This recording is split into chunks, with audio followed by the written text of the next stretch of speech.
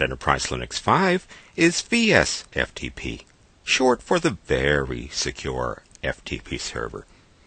It requires just 1 RPM, VSFTPD, which includes configuration files in the etc/VSFTPD directory.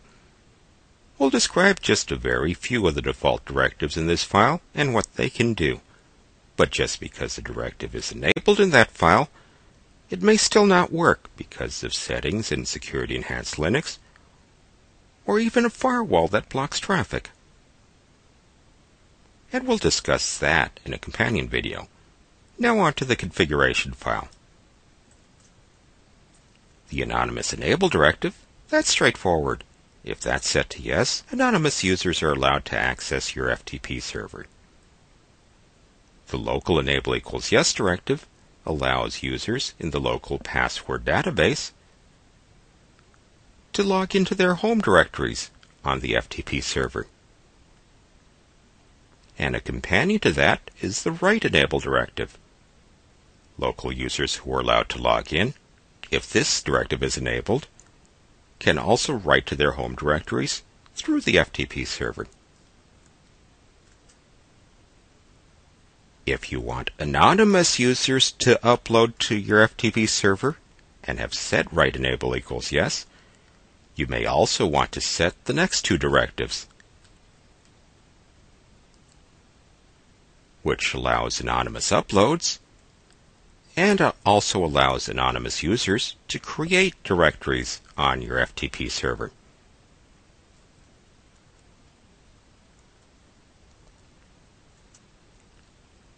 Finally, the chroot list enable directive limits users who log into their regular accounts to their home directories. Otherwise, a cracker who's broken the password for a regular user account can access your system via the FTP server and get to the top-level root directory where he can cause mucho trouble. But if you enable chroot list enable, just remember to include allowed users in the etc/VSFTPD chroot list file. That's it for the basic configuration file. You should explore the rest of the directives on your own. The more you know about VSFTP, the more you can handle on the RHCE exam and in a real-life administrative job.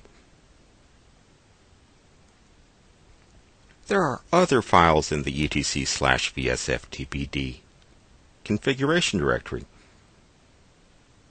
FTP users are a list of users who aren't allowed to log into the local FTP server.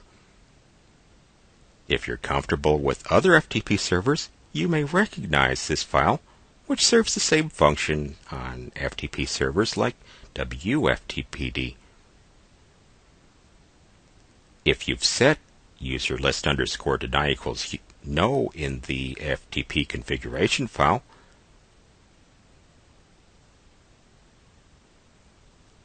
you can set up the user list file with a list of allowed users. Of course, whatever you do with the VSFTP service assumes you've configured a firewall and Security Enhanced Linux settings to conform properly with any options you've selected. And as with other services, this assumes you've properly configured VSFTPD to boot the next time you boot Linux.